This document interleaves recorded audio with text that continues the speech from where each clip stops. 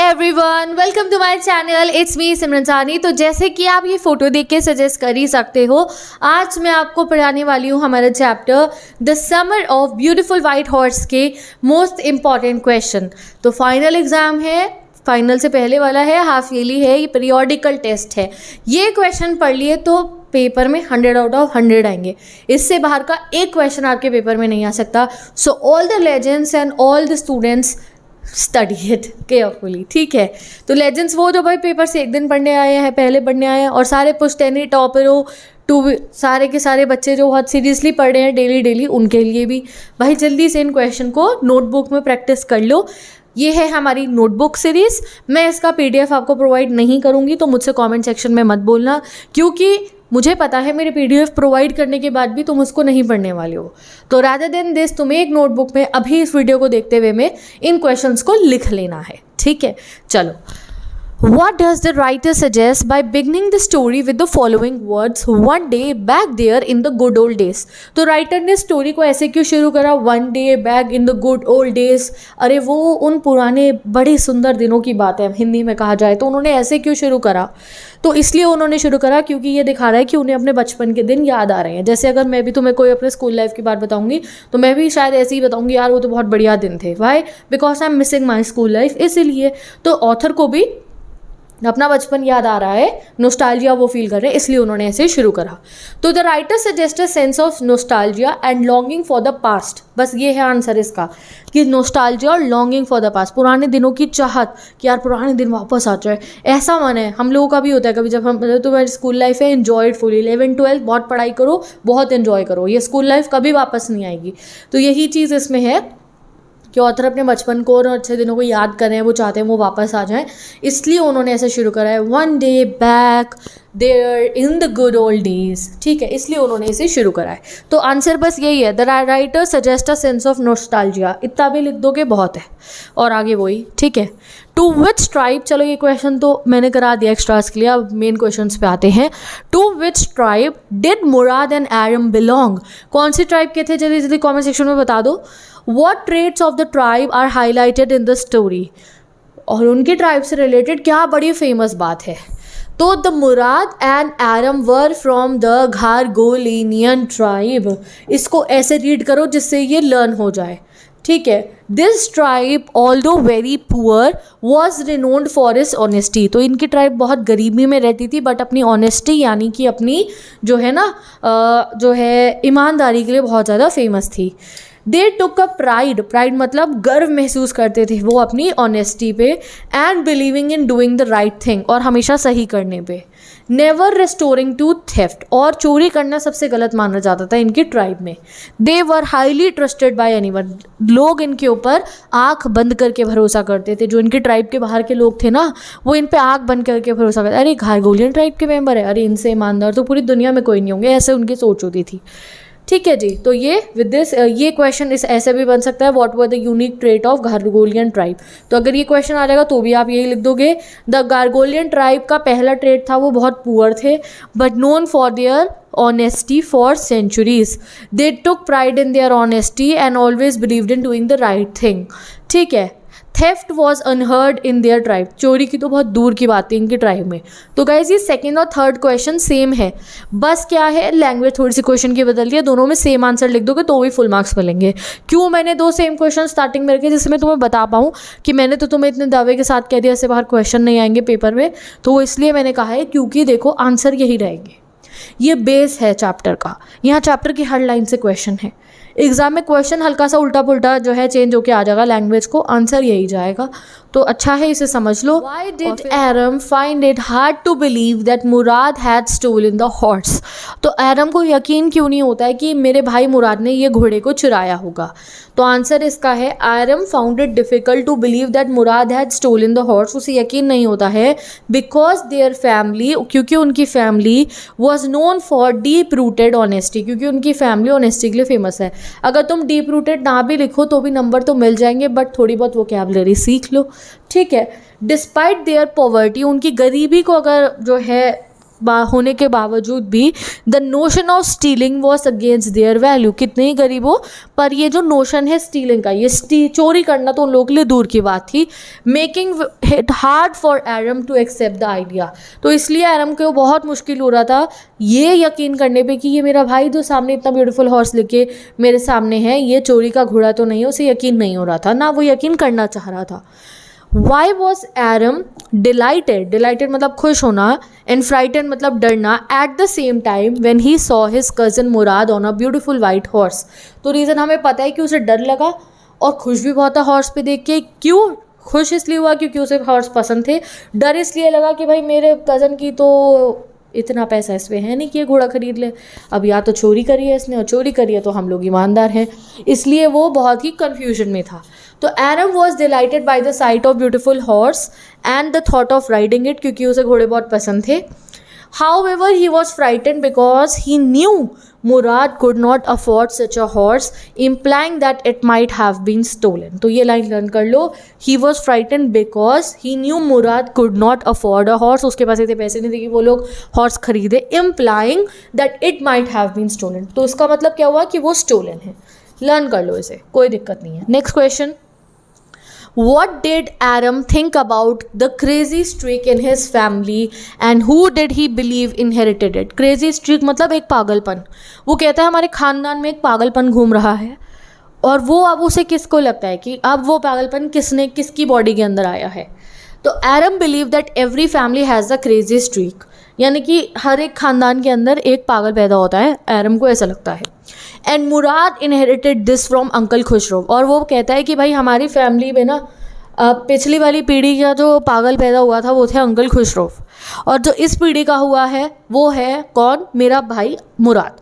तो जो अंकल खुशरो है was known for his furious temper. अब अंकल खुशरो को वो क्रेजी क्यों कहता है? क्योंकि वो अपने बहुत ही गुस्से वाले अंदाज के लिए बहुत फेमस है, और इम्पेशेंट यानी कि सब्र ही नहीं है उनके अंदर, उसके लिए फेमस है। हमेशा वो चिल्लाते रहते हैं, इट इज़ नो हार्म पे नो अटेंशन टू इट। कुछ भी हो जाए, चाहे उनके घर को आग लग जाए, वो यही कहते थे, इट इज़ नो हार्म पे नो अटेंशन टू इट, और हर बात पे वो यही रिस्पॉन्स करते थे।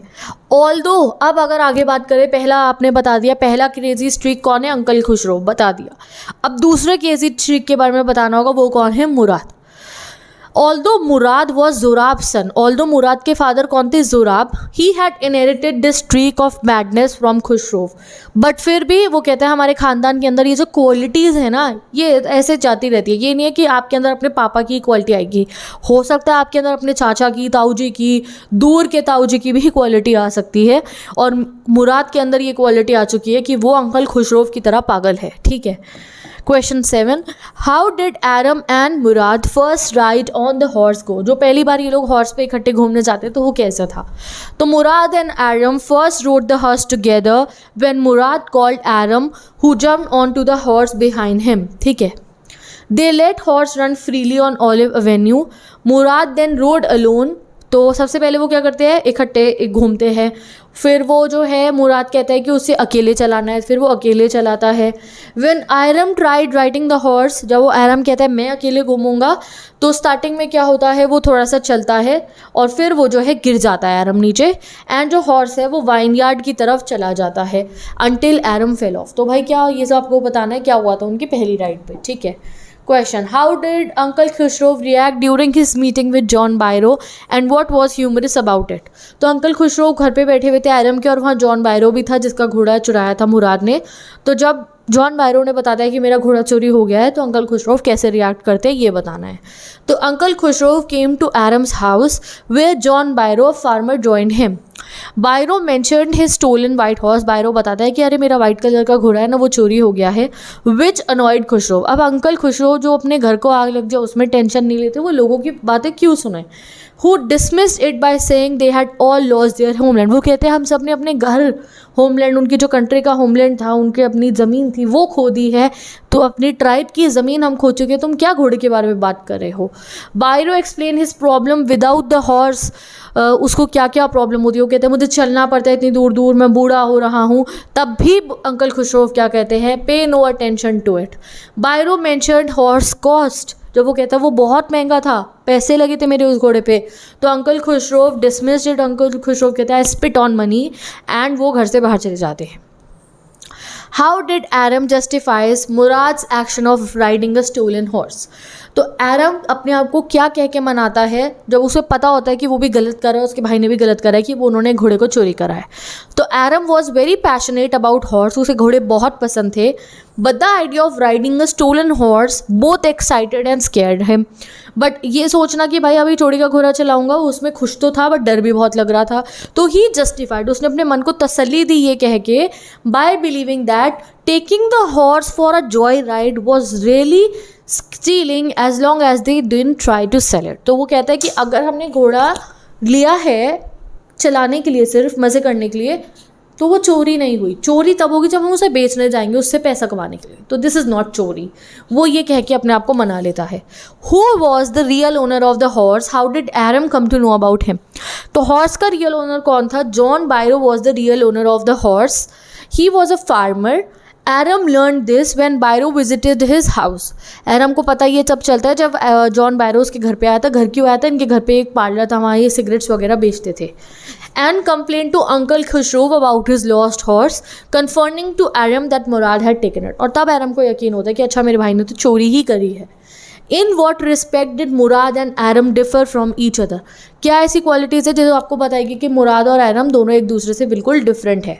तो Mourad and Aram were cousins from Garoghlanian tribe. पहले तो ये बात ही बताओ, ये कजन्स है, both sharing a love for horse riding. तो सेम तो ये है, ये दोनों को हॉर्स राइडिंग पसंद है। Aram was more honest and straightforward, while Mourad has a streak of craziness, often telling lies and being boastful. Aram was simple hearted. तो ये डिफरेंस था। साथ में आप ये भी लिख सकते हो कि मुराद बहुत बड़ा एनिमल लवर भी था, ठीक है। उसने चोरी तो करी थी but he was animal lover too, ठीक है। What peculiarities of uncle Khusro behaviour? Uncle Khusro का बिहेवियर वही सेम है, आप यहाँ पे लिख दो, ठीक है।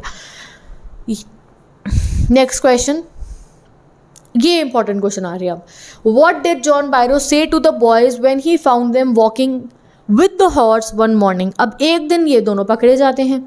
जब जॉन बायरो इनको अपने घोड़े के साथ देख लेता है तो जॉन बायरो ने क्या कहता है? तो when John Byro saw the boys with the stolen horse he inspected the horse closely. सबसे पहले तो वो घोड़े को जांचता है, उसके दांत गिनता है और उसे चेक करता है। एंड आस्क्ड इट्स नेम, और नाम पूछता है, नाम बताओ अपने घोड़े का। Despite recognising it as his horse, उसको वो घोड़े को देख के पता चल जाता है कि अरे ये मेरा ही घोड़ा है। ही रिफ्रेन्ड फ्रॉम एक्यूजिंग देम, वो उनके ऊपर इल्ज़ाम नहीं लगाता। Stating that if it did not know their families honesty, कहता है कि अगर मुझे नहीं पता होता कि तुम घरगोलेनियन ट्राइब के बच्चे हो तो मैं तुम्हें चोर कह देता, बट मुझे पता है कि तुम जिस ट्राइब के बच्चे, तुम तो कभी चोरी करोगे नहीं, तो शायद ये मेरे हॉर्स का कोई जुड़वा भाई होगा। He would stare at his horse, he called it the twin of his horse, ठीक है। Next, what do you think induced the boys? Induce मतलब क्या हुआ? कंपेल करा बॉयज़ को, कि उन्हें लगा कि नहीं यार हम गलत कर रहे हैं। To return the horse to its owner, क्या चीज़ थी जिसने उनको कहा कि नहीं बेटा वापस कर दो हॉर्स को, तुम गलत कर रहे हो?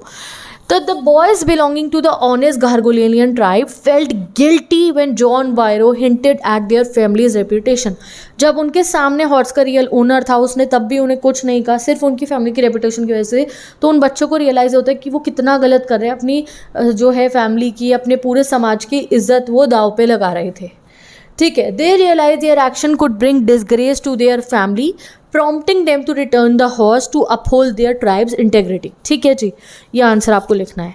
नाउ नेक्स्ट क्वेश्चन आता है हमारा, describe John Byro's meeting with Mourad, Aram and the horse, how did it influence the boy? तो डिटेल में यही आंसर है, बताओ कैसे उन्होंने हॉर्स को रिटर्न करा। तो one morning on the way to hide the horse the boys met John Byro, he examined the horse and asked his name. Mourad उसको नाम बताता है कि it is was called my heart, ठीक है, मेरा दिल मेरी जान कुछ भी। Byro was sure it was stolen horse but did not accuse them because of their family's honesty, suggested it was a twin of his horse. This encounter led the boys to return the horse in Byro's barn the next morning. ठीक है, अब ये last question है कि वो दोनों बच्चे, how did the two boys use the stolen horse, वो कैसे उस स्टोलन हॉर्स को यूज़ करते थे? तो in the story the summer of beautiful white horse, ये एक बहुत सिंपल और एंगेजिंग स्टोरी है, पूरा एक्सप्लेन करो समरी की तरह, जहाँ पे हम 2 आर्मीनियन बॉयज़ के बारे में पढ़े, एक मुराद और एक अहरम, जिन्होंने एक घोड़ा चुराया और उसको बाद में रिटर्न कर दिया। मुराद बहुत पैशनेट है अबाउट राइडिंग हॉर्स, तो इसलिए उसने एक ब्यूटीफुल वाइट हॉर्स चोरी करा, डिस्पाइट नोइंग कि वो कितने पुअर हैं और कितनी ऑनेस्टी के लिए फेमस है। The boys justified their action by believing that borrowing the horse for riding wasn't same as stealing it to sell for money. They rode the horse every early morning. रोज शाम को सुबह 5 बजे के करीब, वो अपने 4 बजे के करीब हॉर्स को घुमाते थे एंड फिर उसको डेजर्टेड वाइन यार्ड में जो है पीछे उसके बान में छुपा देते थे। एक जगह जहाँ पे खेत था वो, वहाँ पे कुछ काम धाम नहीं होता था, वहाँ छुपा देते थे।